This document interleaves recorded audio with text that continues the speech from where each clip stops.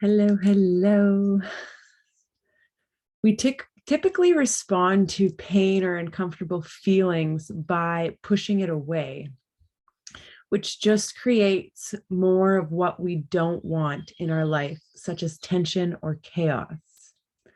So grand rising, beautiful souls, TGIM live. Thank God it's Monday. Wow, we are back with you for another episode of TGIM. Thank God it's Monday series with an episode on the journey to your inner self. So we are all made up of many different parts, and that's what we're going to be talking about one of those parts today. So how is everybody doing? Thank you so much for being here, for watching live or the replay. I'm on Instagram here, YouTube here. So I'm going to be looking back and forth. I'm Ravenous Red, but you can call me Amy. I'm an intuitive energy healer and subconscious practitioner. I partner with people who struggle with fear, anxiety, loss of purpose, or disconnection. I help them gain clarity with their purpose, reframe their challenges, release those obstacles, and empower them to step into their untapped power so that they can get to thriving in this life, not just surviving.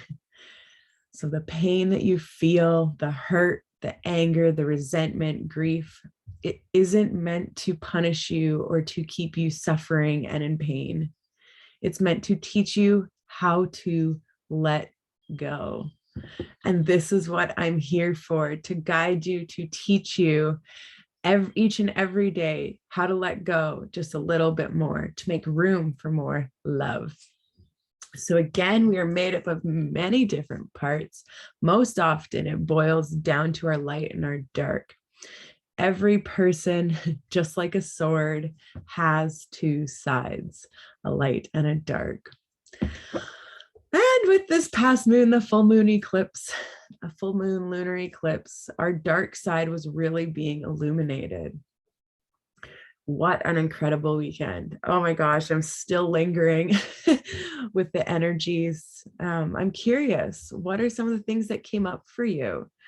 What were you being guided to acknowledge? Were you triggered or offended by something someone did or said? What specifically was triggering you? Dig a little and learn yourself. Many choose to avoid, numb out, and seek distractions to push away the uncomfortable inner knowings that came up.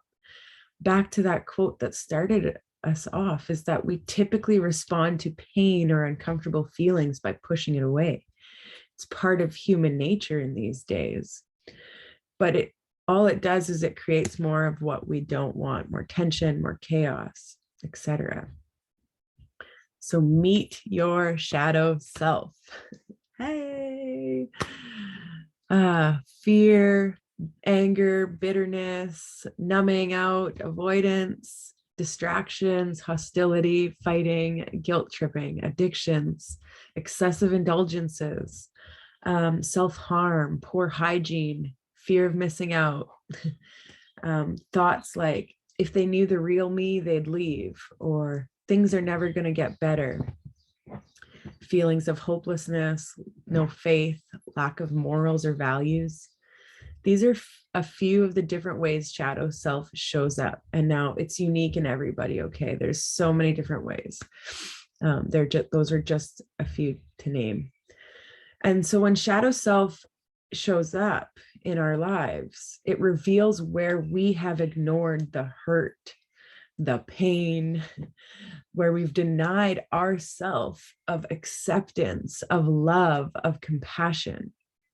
Now, this could have stemmed from a very young age, before we had the intellectual understanding to accept, love, and hold compassion for ourselves, such as 0 to 7. During those ages, we're getting that from our caregivers, from our parents. So if we didn't have that whole unconditional acceptance, love, and compassion, which many of us didn't, then it gets stored in our subconscious and in our body unresolved. And it's up to us as adults to resolve those unprocessed emotions or feelings. Where do we begin? Start by asking yourself questions. The quality of your life is dependent on the quality of questions you ask yourself. Victim mentality. Why is this happening to me? Oh my God, this always happens to me.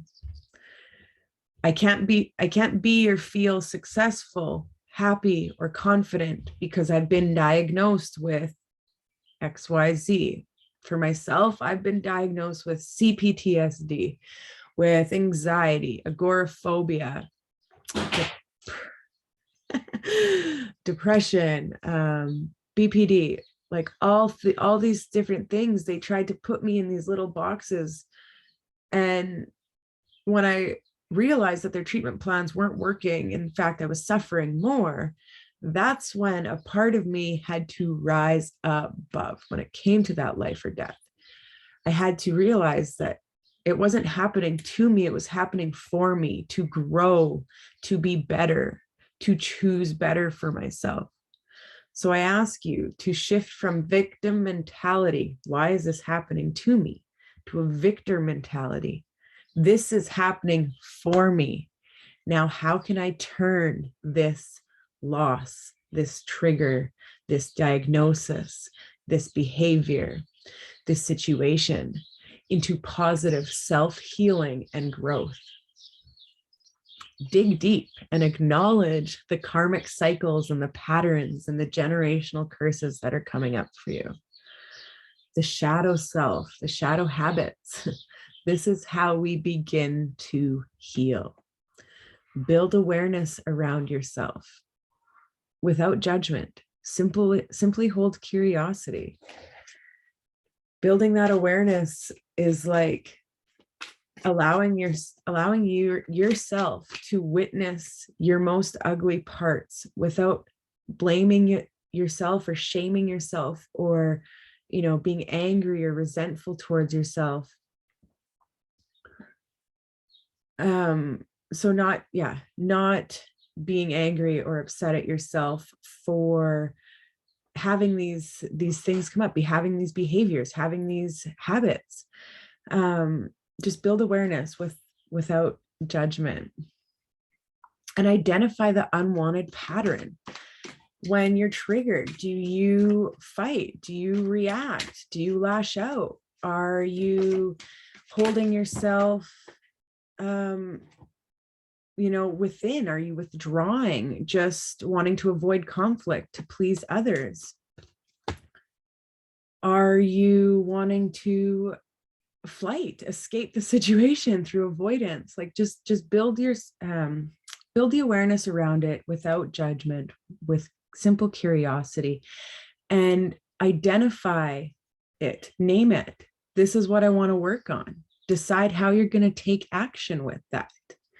Are you going to feel those sensations starting in your body and choose differently for yourself? And that's the next thing, is taking action, bringing in ways to feel courageous about how you're going to respond differently. You don't always, those trauma responses, those habits, those behaviors, whatever they may be, they're not core, they're not set in stone.